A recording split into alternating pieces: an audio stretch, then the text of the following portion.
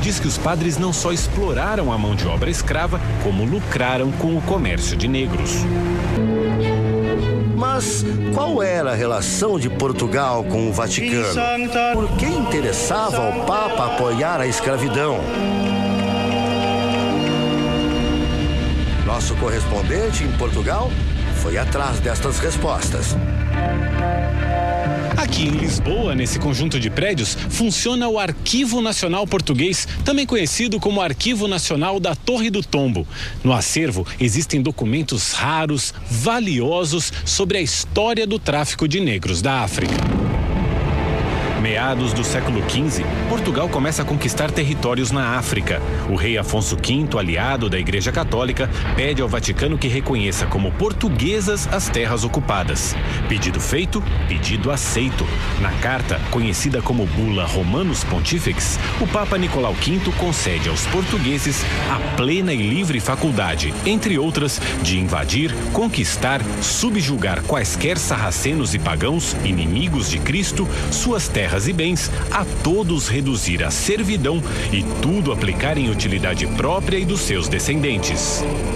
Os portugueses. Hoje os pesquisadores já não têm mais dúvidas. Líderes do Vaticano apoiaram abertamente a escravidão.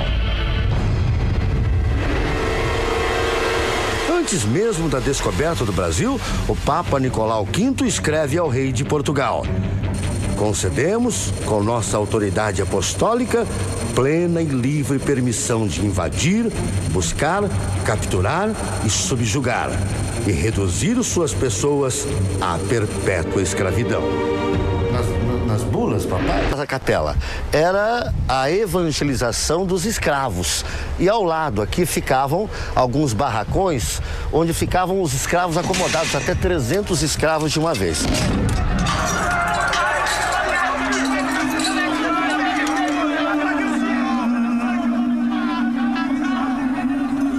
Angola produzia escravos na época. Absolutamente. Era um grande negócio. Era produtor de escravos. De escravos. Era quase a única matéria-prima que produzia Angola. Além de historiador, Simão Suindola é representante da Unesco no país. Ele nos explica que esta grande área abrigava depósitos de seres humanos. Nem as crianças escapavam.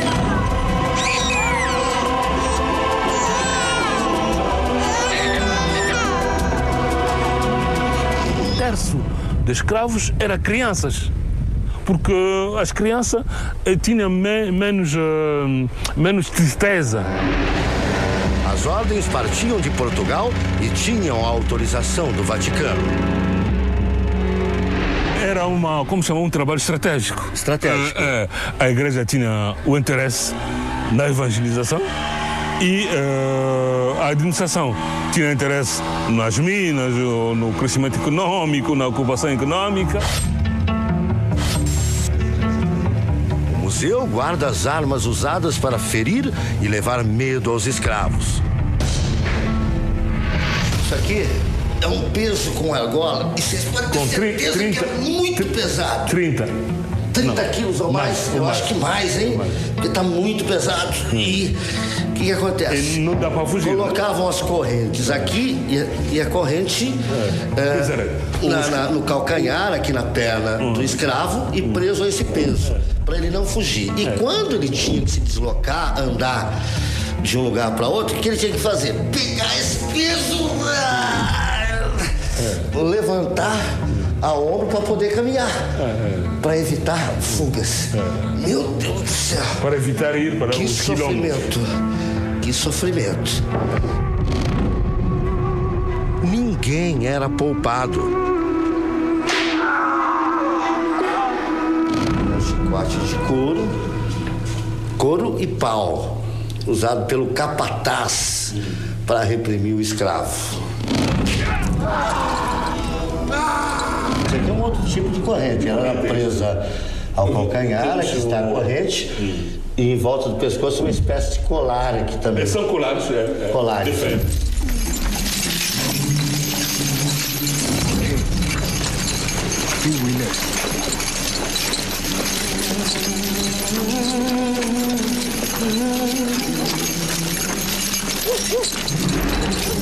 Temos as mulheres estão a ser marcadas. Serão marcadas. Com ferros, com os símbolos dos mestres. A gente observa mulheres, algumas delas levando a criança, um bebê preso ao corpo. Tiveram sorte, porque há traficantes que não gostavam de crianças. Não gostavam. E o que acontecia com as crianças? Eram mortas. Os escravos eram presos nas matas. Negros capturavam negros. Era a lei da sobrevivência.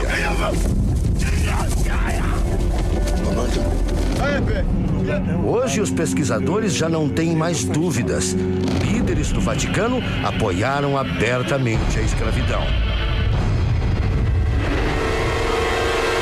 Antes mesmo da descoberta do Brasil, o Papa Nicolau V escreve ao rei de Portugal: concedemos, com nossa autoridade apostólica, plena e livre permissão de invadir, buscar, capturar e subjugar, e reduzir suas pessoas à perpétua escravidão. Nas bulas, papai, você dizia isso? Ele dizia que era bom ir buscar a pessoa mais resistente. Mais resistente. Efetivamente, vimos que os africanos resistiram, sobreviveram. No Museu da Escravatura, uma capela chama a atenção. É a parte da conversão. Neste local, a casa tinha uma capela e os negros, os escravos, eram trazidos para cá para a conversão. A conversão para o cristianismo. A pia batismal. A pia batismal está aqui. Tem aqui também a cruz, uma pia. e a imagem de Cristo. Ou seja, os negros viviam entre a cruz e a chibata. Estas imagens são raras. Foram gravadas há mais de 100 anos no Mosteiro da Bélgica e mostram a forte influência que padres exerciam sobre os negros. Apesar da falta de som, é possível perceber crianças sendo catequizadas.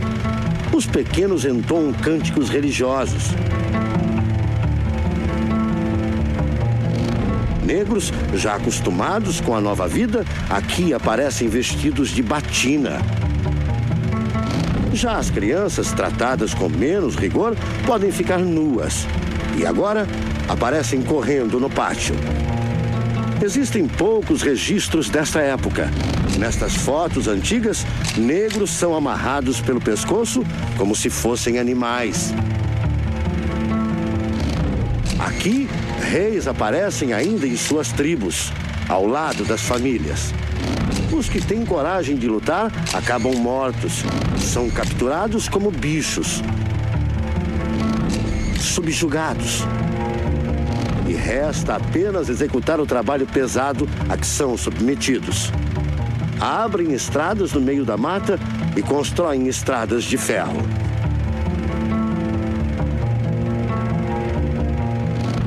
O Vaticano criou um discurso para legitimar a escravidão. Classificou os negros como pecadores. Por isso, deveriam sofrer para buscar a redenção. A mão de obra negra foi utilizada, né, para todo tipo de trabalho, né? A igreja, portanto, se beneficiava disso também, né? A manutenção das suas terras, a manutenção das suas estruturas de poder. Quantos negros africanos, não só de Angola, mas do Congo, de Benin e de outros países africanos, se tornaram escravos nesse período? Eu penso que houve, as pessoas falam de entre 30 e 40 milhões de africanos que chegaram vivos. Deus os bendice, Deus os perdona e os ama a todos. Ala que Deus os perdona. O encaminhamento era difícil. As condições de concentração, os porões nos navios, os suicídios, mutilações, é uma perda. Quase a pessoa que diz que são 100 milhões de africanos que foram atingidos. Uma metade chegou viva. no outro lado do Atlântico, a outra metade no sobreviveu. Os escravos eram amontoados dentro dos navios negreiros. Se o navio levasse 300 angolanos, pelo menos 50 morriam no caminho. Aqui temos uma das cenas, né, mais dramático, né, da escravatura. É o despejo ao mar.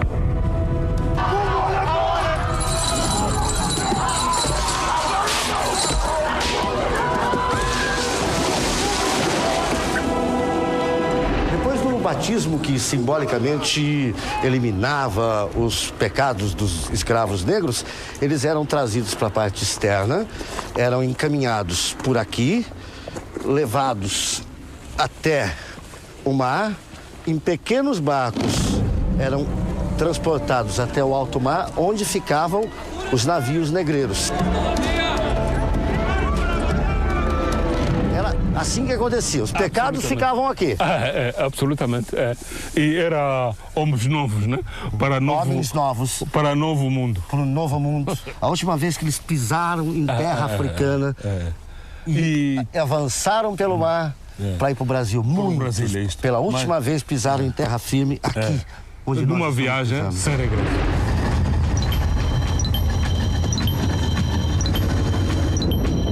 Esse era o momento em que eles deixavam o continente de encontro ao Atlântico.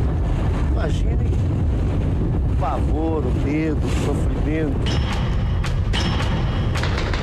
Os navios portugueses saíam daqui direto para o Brasil.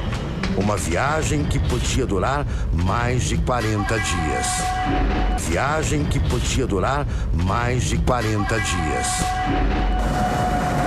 Eles desembarcavam nos...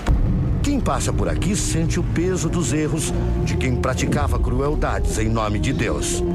Eu já vi aqui adeptos a chorar. Chorando? Chorando porque a igreja participou nesta tragédia e vi adeptos a rezar. Pedir perdão. Pedir perdão, a chorar, a pedir perdão a Deus. É o diabo que entrou nas mentes dos cristãos naquele tempo. É um lugar de emoção histórica.